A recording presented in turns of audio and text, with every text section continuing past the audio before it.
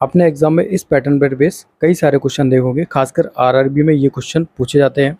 ठीक है, तो इसको कैसे सॉल्व करना है, ये क्वेश्चन टफ नहीं है, बस इसका कंसेप्ट समझना जरूरी है।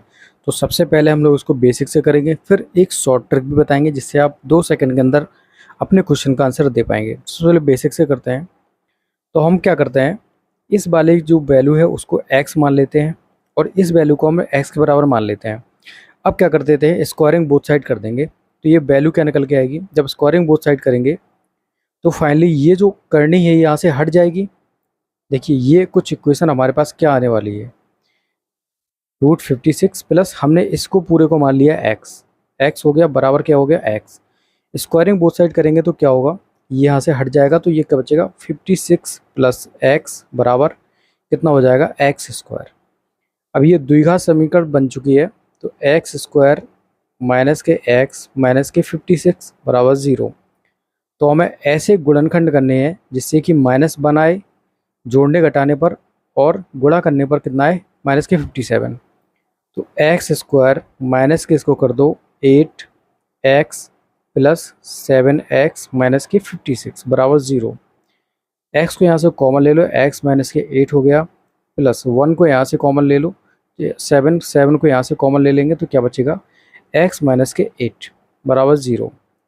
तो दो हमारे पास क्या आ गए, समीकरण आ गए x माइनस के 8 और x प्लस के 7 बराबर 0।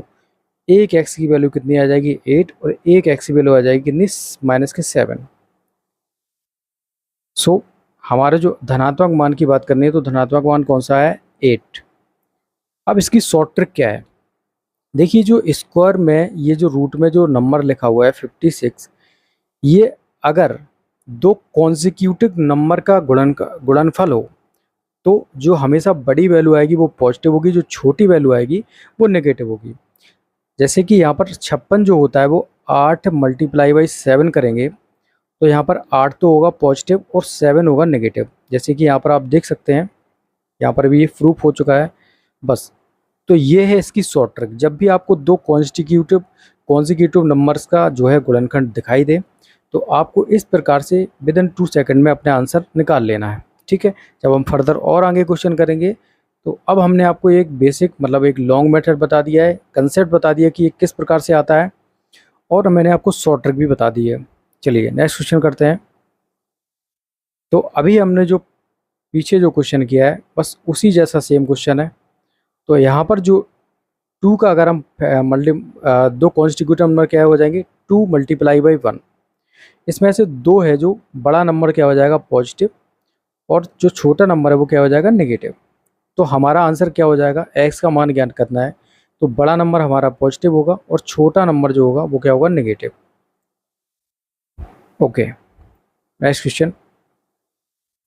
चलिए इसको हमें सॉल्व करना है, तो इसके लिए क्या करना पड़ेगा, हमें यहाँ से सबसे पहले तो इस करनी को हटाना पड़ेगा। ठीक है, रूट को हटाना पड़ेगा। तो क्या करेंगे, हम स्क्वायरिंग बोथ साइड कर देंगे। जब स्क्वायरिंग बोथ साइड कर देंगे तो क्या बचेगा 1 + x/121 और ये कितना हो जाएगा 144/121। अब मैं बोलता हूँ कि आप 121 ले लो, यहाँ से इस तरफ एलसीएम ले लेंगे तो 121 प्लस क्या हो जाएगा x बराबर ये 144 बटे क्या हो जाएगा 121। 121 से 121 यहाँ से हटा दो, x बराबर क्या हो जाएगा 144 में से अगर 121 जाएगा तो क्या बचेगा भाई 3 आ जाएगा, 4 में से 2 जाएगा 23 आ जाएगा हमारा आंसर। सो x की वैल्यू जो हो जाएगी वो क्या हो जाएगी 23। नेक्स्ट चलिए इसको सॉल्व करते हैं। इसको सॉल्व करने के लिए क्या करना पड़ेगा, सबसे पहले तो आप क्या करो, यहाँ से 0 से 0 हटा देंगे। 6 2 8 9 मतलब ये 3 से कट जाएगा तो 3 7 21, 3 दूनी 6, 3 8 24। अब हमारे पास फाइनल जो क्या बचा 8 एकम 8, 8 9 72। तो ये जो हमारे पास वैल्यू आई है वो आई है 9√x बराबर कितना है 1। अब कर देते हैं इसको स्क्वायरिंग बोथ साइड। अगर हम इसका स्क्वायरिंग बोथ साइड करेंगे तो ये तो हो जाएगा 81/x बराबर 1। तो x की वैल्यू जो फाइनल हमारे पास आ जाएगी वो क्या आ जाएगी 81। So B will be the correct for this question.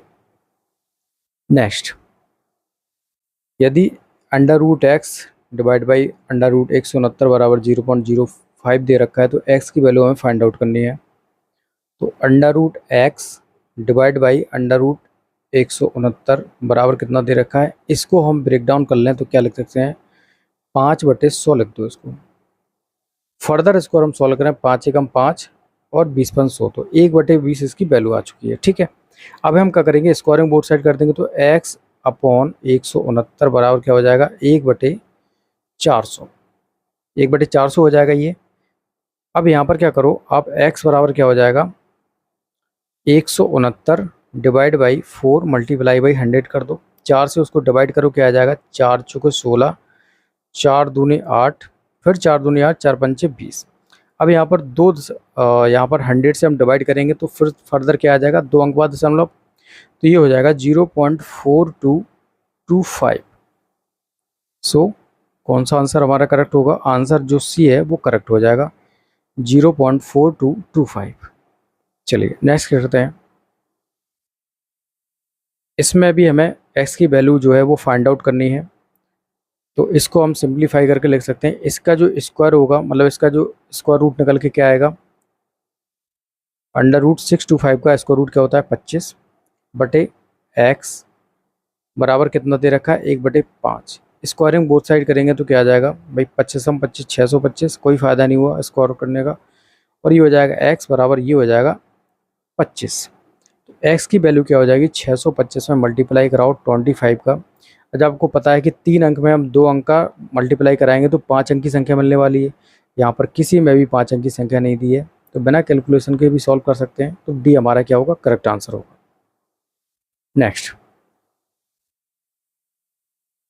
इसमें भी हमें क्या है, x की वैल्यू फाइंड आउट करनी है। तो यहाँ पर क्या है, 484 दे रखा है। 484 क्या होता है, 22 का स्क्वायर होता है। ठीक है, तो इसका स्क्वायर रूट क्या आ जाएगा, 22, और ये हो जाएगा अंडर रूट में 25 डिवाइड बाई x बराबर 22। अब क्या हो सकता है भाई, इसका स्क्वायरिंग यहाँ से 22 हटा दो। ठीक है, तो यहाँ पर अंडर रूट 25/x बराबर क्या हो जाएगा, 1। फिर स्क्वायरिंग बोथ साइड कर दो तो क्या हो जाएगा, 25/x हो जाएगा बराबर 1। तो x की वैल्यू फाइनली जो हमारे पास आ जाएगी वो आ जाएगी 25। So C will be the correct for this question.